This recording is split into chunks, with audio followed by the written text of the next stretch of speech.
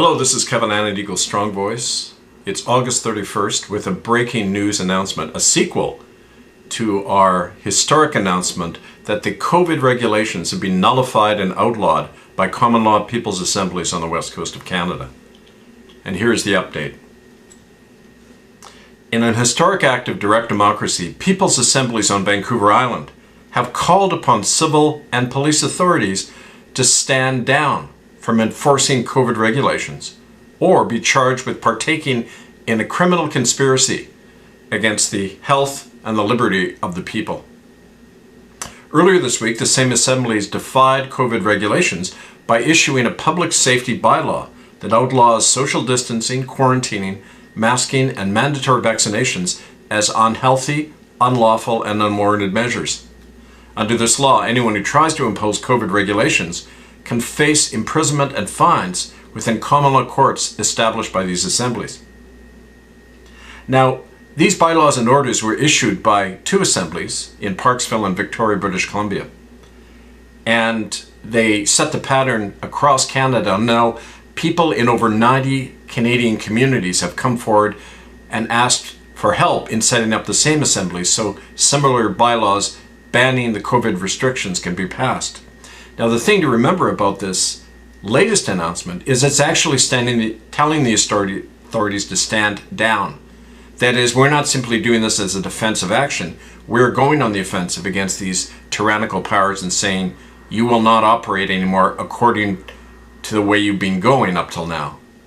This, in short, is a declaration of independence from the system. We are taking the power back. We, the people, are establishing the laws and the jurisdiction. To quote John St. John, a founder of the Parksville Common Law Assembly, we've drawn a line and told the government that enough is enough. When the system becomes lawless, it's up to the people to reestablish justice. We're calling on the police to enforce this bylaw, or we will. And Fiona Yaki of the Victoria Assembly reiterated his statement when she said, "We've made history by putting power back into the hands of the people. We call on all Canadians to use that power by forming their own common law assemblies and reclaiming our nation." News of these actions have spread like wildfire around Canada and the world, prompting hundreds of Canadians to come forward to volunteer for this movement to establish the common law republic.